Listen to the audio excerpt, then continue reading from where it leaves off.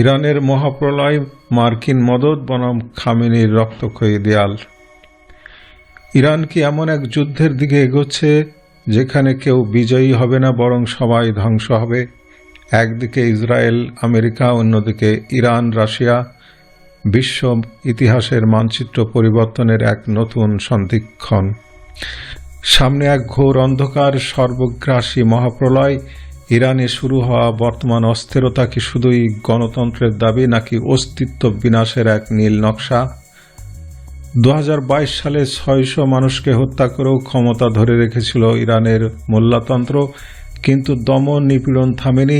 পরিসংখ্যান বলছে 2024 সালে 975 জন এবং 2025 সালে রেকর্ড 1500 জনের মৃত্যুদণ্ড কার্যকর করেছে ইরান সরকার। কারাগারগুলোতে চলা নিপীড়নের হিসাব তো অজানাই রয়ে গেছে, কিন্তু এবার কি বাইরের শক্তির সরাসরি অংশগ্রহণে হিসাব পাল্টে যাবে? ইরানের বর্তমান সংকটের শিকড় অনেক গভীরে। 1979 সালের বিপ্লবে বামপন্থীরা ছিল বড় শক্তি। খামেনি সেই সময় সেকুলার সংবিধানের প্রতিশ্রুতি দিয়েও ক্ষমতায় বসে ধর্ম রাষ্ট্র কায়েম করেন। নিষিদ্ধ হয় কমিউনিস্ট রাজনীতি, শুরু হয় গণহত্যা।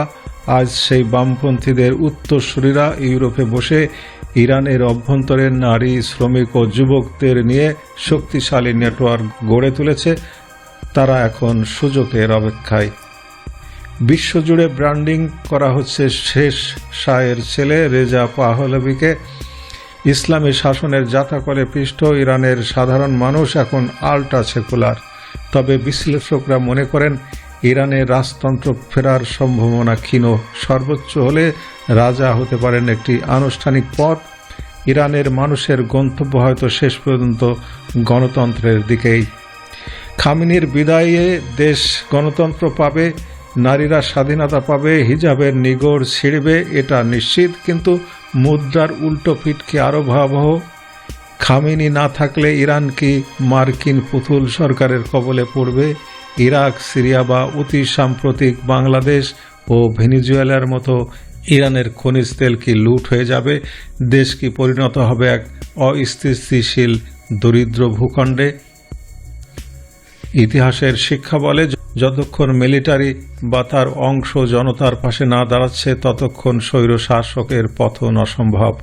10-15 হাজার মানুষ মেরে ক্ষমতায় থাকা ইতিহাসের কোনো শাসকের জন্যই অসম্ভব নয়। খামেনি কি সেই পথে হাঁটবেন, নাকি সামরিক বাহিনীর পক্ষ বদলে জন্ম নেবে নতুন কোনো ইতিহাস? ইরান কি পারবে আমেরিকার থাবা এড়িয়ে প্রকৃত গণতন্ত্র পেতে? আপনার বিশ্লেষণ কমেন্টে জানান। ধন্যবাদ, ভালো থাকুন।